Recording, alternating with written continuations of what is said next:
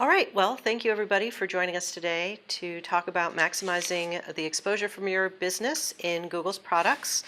This is our tactical Google My Business training session brought to you today by the folks at the St. Pete-Clearwater Visitor Bureau.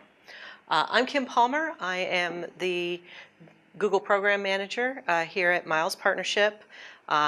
Many of you know us. We are a marketing agency for specifically in the travel space for destinations, hotels, resorts, and attractions.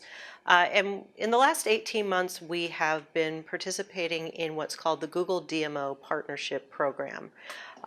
Google has identified DMOs as folks that they want to work more closely with, both because destinations have really high quality content about their market and because they have great ties with the industry and for the businesses within the market. So over the last 18 months, we have worked with more than 70 destinations around the world, including the folks here at St. Pete Clearwater. And in doing so, we've gotten the opportunity to work with thousands of different travel businesses in educational webinars and workshops such as these.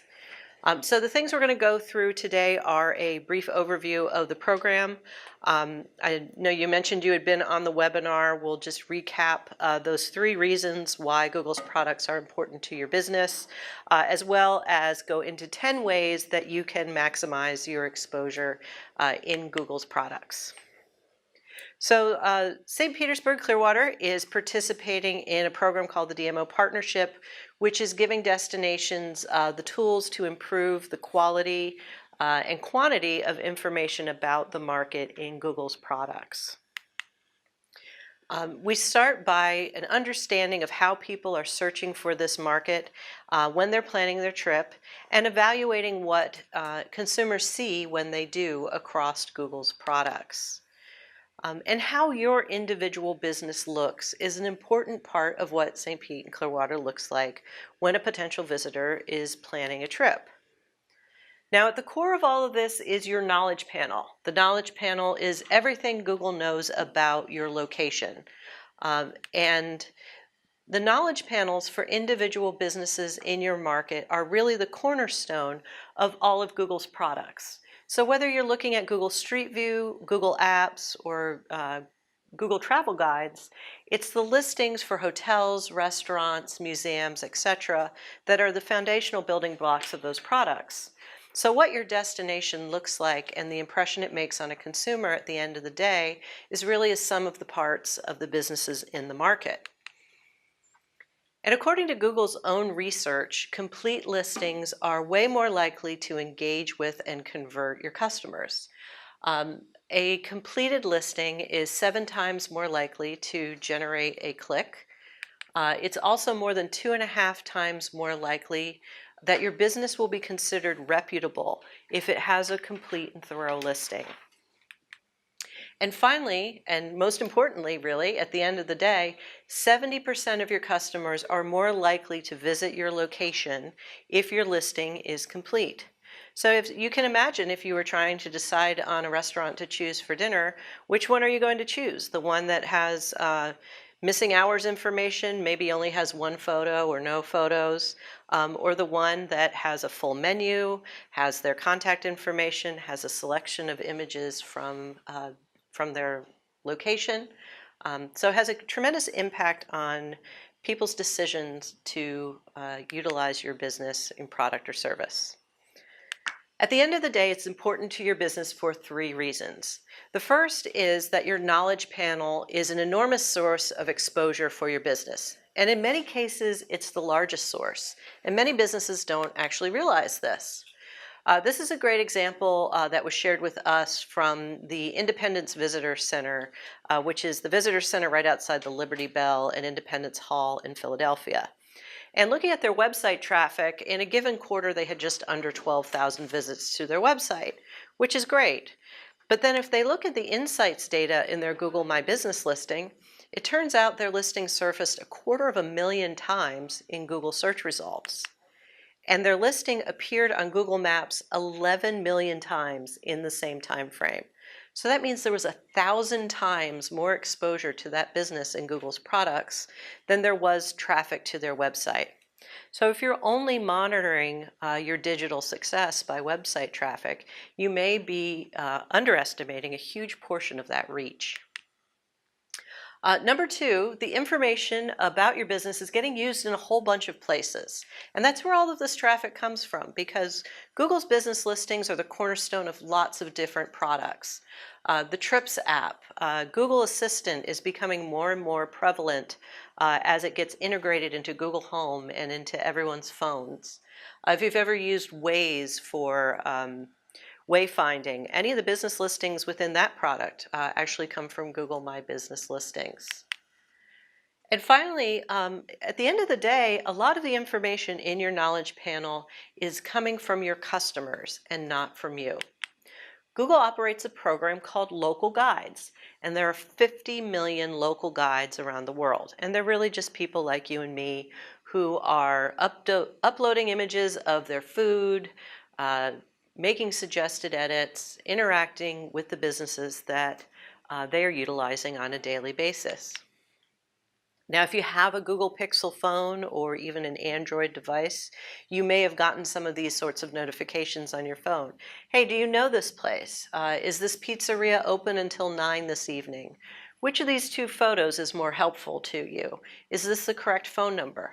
This is all Google Local Guides at work, because Google knows that at the end of the day, if a business is not managing its own information, then the customers of that business are the most current and credible source of information about what's going on with that location.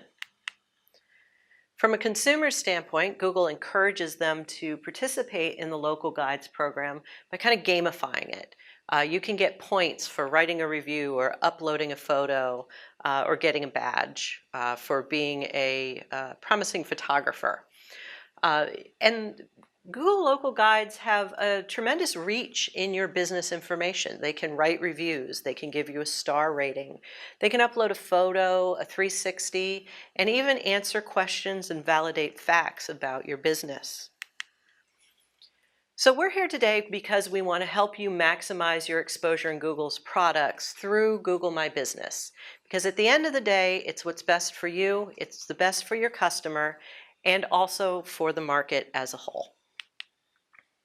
So now we're going to go through 10 ways that we can maximize your exposure in Google's products through using Google My Business. The first, and where we have to start every time, is making sure that your business is actually verified and that that core listing information is up to date.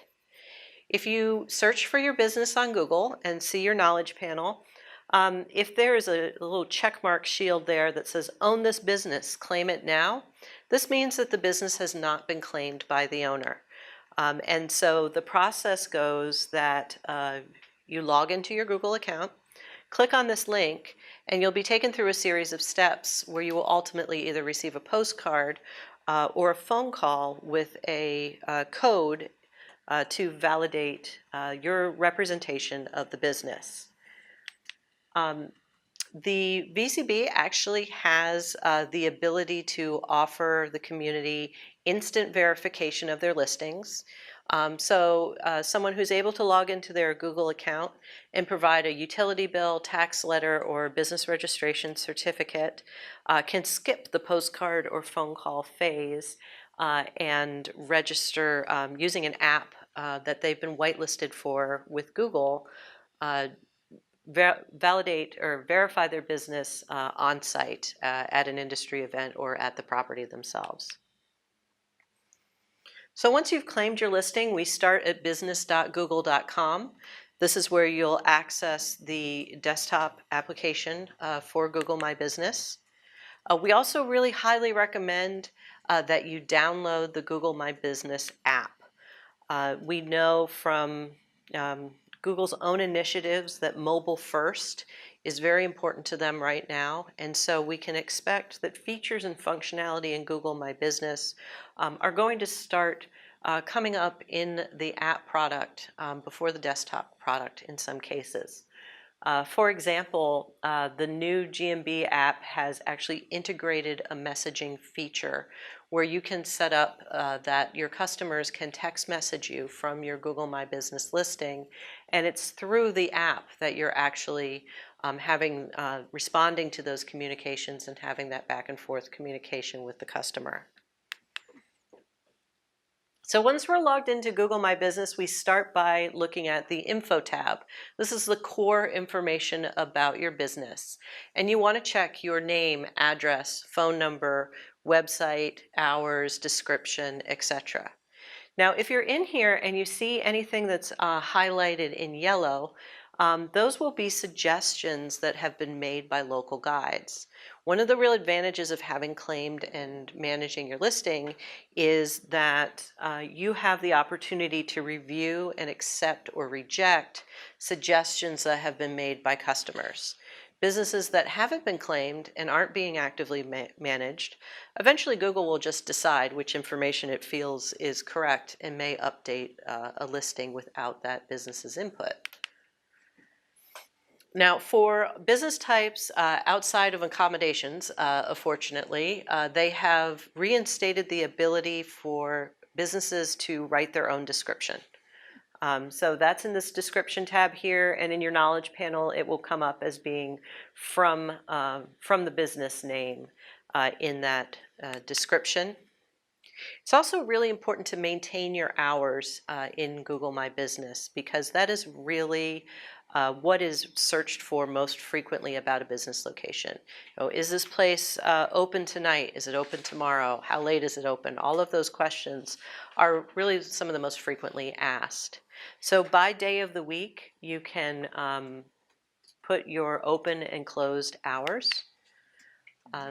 What we're seeing in Google search results is that for hour searches, sometimes we're getting, this is going to be the SEO geek and me coming out here, but we get what we call a zero results search engine results page. And what that means is I've asked, when does Cabin Coffee open? And I've got the hours, and that those hours are credited to the business themselves. There are no other links in that search result page. It just gives me the answer. This is also what is used in voice search. So if you ask your Google Home or your Google Assistant for the hours in a location, it will actually read this information back to you. Another interesting tidbit is this result will actually count in your Google My Business Insights as a view of your business listing. You also have the opportunity to set special hours for individual days in the special hours section. So if you have different hours on a holiday, or heaven forbid we've had a hurricane or other sort of concern that is causing you to open late, close early, any of those sorts of situations, you can by day differentiate those hours, so when folks are asking Google, they are getting the correct information for the day. Now, as an added bonus for hotels, although you can't have a description, there is a very specific set of amenities that accommodations can select. And you have the option of both selecting if you do have it as well as if you don't have it. So that there's clarification in that just because I haven't listed a restaurant, does it mean you don't have it, or you just don't have it listed? You have the ability to identify what you both do and do not have. This is important because it surfaces in the Google Hotel Finder under these amenities icons. And these amenities are also used as search filters in Google Hotel Finder. So if you have your amenities selected, then you're more likely to show up in searches where someone has sorted out those listings by those amenities. Okay, number 2, utilize multiple categories. Now, in order to set up your listing, Google's going to require you to select at least one business category for your business. The categories in Google are set. There isn't a way to create or set your own. If you can imagine the worldwide scale of Google, if they were to let everybody create their own categories, their database would be a disaster in about 2 days. So they are very structured categories. When you're selecting a category, though, there's a recommendations box that comes up here. So if I start putting in seafood, I'll get a couple options surrounding that. So I really recommend that businesses think about a couple different ways that your business can be categorized and run that search and see what kind of suggestions come up. You do have to pick a primary category, but you're also able to select a number of additional categories. And you really want to make sure to do this. And for example, if you're a fine dining restaurant, you may also be a seafood restaurant or steak restaurant or an organic restaurant. This matters a lot when we're looking at local organic search results. Everybody asks me, how do I get into this top 3-pack of listings in local search results? Well, there are 3 things that influence who shows up here. One of them you don't have any control over, and that is distance. So how far away, close or far away you are from the person running the search will impact which results show up in their search results. The other 2 are relevance and prominence. We will come back to prominence, but relevance is where those categories are important. So if you have selected multiple categories, you are more likely to show up in a result related to the category that you have selected because you have that level of relevance. Okay, number 3, we're going to talk about updating your pin placement on maps. This is important to your business because the pin placement in Google Maps is what is going to drive the driving directions to your business. So if it's wrong, your customers are going to get sent to the wrong place. Now, sometimes it can be really wrong. It can be off by a block or more. But more often than not, I find that businesses are kind of somewhat wrong. So the pin is a little bit further down in the strip mall than your location actually is. Or the pin is set to the service entrance rather than the front door that you want folks to be coming into. So you do have some control over that. Again, we're in the info tab, and anything you see with a pencil next to it is something that you can edit. So if we go into editing the address for your location, in addition to being able to edit your address, you get this little dialog here where you can actually drag your pin position around to another location. So if in this example, this business actually belonged a little bit further down in this building, then they have the opportunity to adjust that this way. I will note that I've had several businesses say that they've done this and then several months later it's moved back to where it was before. It does appear that they do some system-wide maps updates that will sometimes overwrite changes like this. So that's one of the reasons why it's important to log in here and check these things on a regular basis, just in case something like that has happened.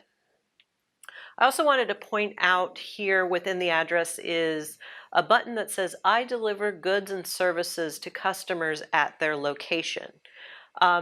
And that is a broader category than it sounds. It's actually not just for delivery businesses. Any business where you don't want your map location to be shown in Google Maps you would use this field. So we have a lot of businesses like tour operators or wedding planners that operate out of their home. And they don't want their home address and their business to be pinned to their home in Google Maps. So if you select this button, you're able to select a mile radius from a city or a zip code for your business to say that I service this entire area. That way your address doesn't get shown on maps, but you are able to indicate where you work out of. Number 4, we're going to check insights in Google My Business, preferably on a regular basis. This is where we find all of the data about the exposure of your business listing. Now, this is unique data from what you'll find in your Google Analytics. Google Analytics tracks your website. This is tracking your Google business listing. So these are unique data points to Google My Business. This first piece of data here is about how frequently you've shown up in search results. You're able to change the time frame from a quarter to a week to a month. And this chart shows us both how many times in total you have shown up in Google search results, and how many of those searches were direct versus discovery. Direct means that I'm typing in the name of your business or your specific address. I know who you are. And discovery is when I'm searching for a category such as Italian restaurants and your business came up. So this gives you a good sense of whether people are finding you because they know who you are or they're discovering you. Do you have a question? But I mean, doesn't Google Analytics kind of tell you the same thing? Like they can find you. I mean, doesn't it give similar reports? There is a similarity in that Google Analytics will tell you how many times your website, well, it won't even tell you how many times your website appears in search. It will tell you how much traffic your website received from people who used a search engine. But it's still only telling you information about your website. This is only telling you information about this listing, which links to your website, and there's some conversion information there, but it's not website traffic. It's just listing traffic. The second chart adds in information about how frequently you appear in maps, and much like the example I gave in the beginning, we will typically see that a business surfaces in maps quite a bit more than it does in search results. As you can imagine, people use maps, and as they move around, more and more businesses sort of show up in that maps view. So this particular business was viewed a little over 1.8 million times, and about 1.5 of those views, million of those views happened in maps. So this is where that conversion data comes in. This is from your Google My Business listing, people who visited your website, did a click to call, or did a request for directions. And that's a great conversion metric for knowing whether someone really has an intent to visit your business. If they've asked for directions, they're probably headed your way. Within that, there's a map down here in the bottom, which is interesting. By zip code, it will tell you how frequently those requests for directions are coming from that zip code. So it also gives you a sense of where people are coming to you from. There's some new data that's been added into Google Insights. This is about photo views. It will show you how frequently your photos have been viewed and compares it to other businesses like you, which are other businesses in your category. So you get a sense of how well your photos are performing. And then this is where we can find out what queries were used to find your business. Now, for those of us, an SEO geek like me, Google Analytics stopped sharing keyword data several years ago because of folks' privacy concerns. So in your Google Analytics, you can no longer see what keywords people searched in order to find your website. But they've added it into Google My Business Analytics. So this will show you what people searched in order to find your business listing. It gives you a sense of what variations of your name people are using to find you, as well as those discovery searches. What exactly were people searching for in a discovery search when they found you? A couple other new charts that have been added. One is, what is your business known for? They're crawling various reviews and websites to find what sort of the key sentiments about a business are. So in this example, their top three are that they are popular for dinner, they serve great dessert, and they serve healthy options. So these are things that have been mentioned frequently about that business. There's also a chart on the most popular times of day. This is interesting because Google has access to a tremendous amount of cell phone data because of the Android platform. And so they are able to tell how frequently a business is visited during the course of a day. And if you've ever looked at the knowledge panel, you'll sometimes see a chart about the popularity of a business. And you may see a pink bar that says, like, right now. It will show you how busy a location is compared to its average. And that's all coming out of the phone data that Google has access to. As an added bonus. Wait, can you go back real quick? So for the keywords that came up, those are based on people's reviews. No, go next one. Oh, the popular for dinner, serves great dessert. Is that pulled from reviews, or where's that? Where are those words coming from? Google doesn't share its secret sauce of exactly how they're pulling it, but it is sort of like some of your social media platforms will look for sentiment and how frequently certain words or phrases are mentioned surrounding your business. I'm pretty sure it's an algorithm similar to that is pulling maybe not necessarily direct quotes, but that kind of sentiment analysis. Gotcha. So does every business have the insight?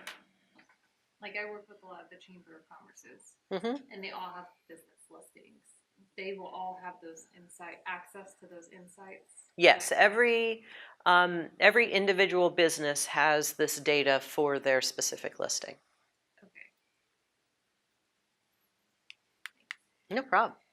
So you can download historical data, and this is great for year-over-year comparison purposes. One thing to keep in mind is that Google's only retaining this data for 18 months. So I always suggest that folks go in and grab the last 18 months of data, because 6 months from now, there's going to be 6 months less of data than you were able to get today because of that rolling program. The way you do this is go into Manage Locations. Even if you only have one location, pick the location you want the data from. And under Actions, there's an option for Insights. When I click on that, I get a dialog where I can select Discovery Insights, Photos, or Phone Call data. And I can pick a date range and download a spreadsheet of that data. It doesn't have the pretty charts associated with it, but it does have all of your data, so you can do some year-over-year, month-over-month, etc. comparison. Number 5, we want to respond to reviews quickly. And I know this is not the first time everybody's heard this, because we've sort of grown up in the TripAdvisor world where reviews were really critical to your exposure in that platform. And Google really isn't different. The one thing that can happen with Google reviews is that your customer can actually go back and change their review. But chances are they aren't going to do that if you haven't responded in a timely manner. In a few days, in a week, in a month, they're not even going to remember that they left that review. One thing to double check, and by default, your account will be set for you to get an email every time that you get a review. You can manage that in Settings and clicking the check mark for customer reviews. So then you know when you've received a review. In the navigation, there is a reviews option on the menu, and this will give you access to all of the reviews that your location has, and we'll actually sort them out for you to ones you've replied to and ones you have not replied to. Now, going back to our chart on what influences where you rank in local search results, we talked about distance and we talked about relevance. This is where prominence comes in. The third factor is the frequency, quality, and quantity of reviews that your business receives. So if your business is being reviewed on a regular basis by your customers and you're receiving positive reviews, you're more likely to rank higher in Google's local search results. Now, that isn't to say you have a 4.8 star rating, you're necessarily going to be at the top of the list, but I can tell you from anecdotal example that it only takes a few 1 and 2 star reviews for you to really plummet off of that list. I've seen some really sad charts in Insights where a business's visibility has fallen off drastically because of a series of poor reviews. So some best practices around responding to reviews. We do encourage folks to respond to their positive reviews as well as their negative reviews. Say thank you, of course, but also mention your business by name, as well as mention your location and your city. We recommend this because, much like all of the copy on all of the internet, Google indexes reviews. And when there is a correlation between your business name and a review, it's more likely that review will surface in searches for your business. And which reviews do we want to surface in searches for your business? Your positive ones. We also encourage you to recommend a product or service that the person didn't include in their review. This sort of has a twofold value. You have a happy customer, and you're giving them a reason to come back. But also for everyone who reads that review in the future, they now have heard about two things that are popular at your location: what the person reviewed and what the business themselves highly recommends. Negative reviews. Obviously, we definitely want to respond to those. A little bit different tact, though. Of course, we start by saying we're sorry, but then we want to do the opposite. We don't want to mention your business or your location by name.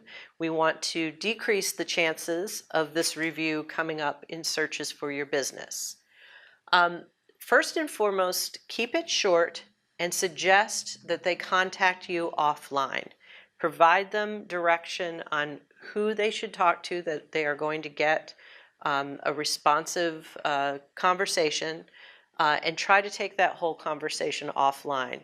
Because what can really backfire for a business is having a negative back and forth with an unhappy customer in the reviews section of your listing that is now saved for posterity for everyone to read whatever the drama was.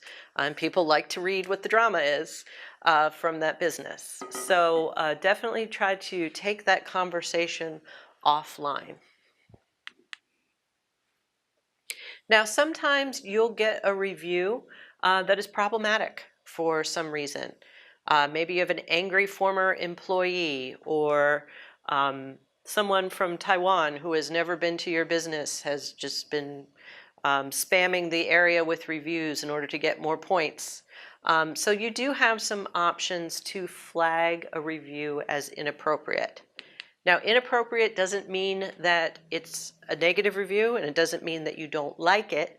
It means that it violates one of Google's policies around reviews. From a best practices standpoint, and I know I don't have to tell you guys this, but don't write reviews of your own business. Don't write reviews of your competitor's business and give them bad reviews in order to try to push them down in the listing. But if you are on the receiving end of any of those sorts of scenarios, you have a couple different options for flagging a review as inappropriate. Some of them are things about spam and offensive content, but there's one in here on conflict of interest. So if you have a former employee who is trying to hurt your business by leaving a bunch of bad reviews, this is the path that you would take in order to try to get those reviews removed.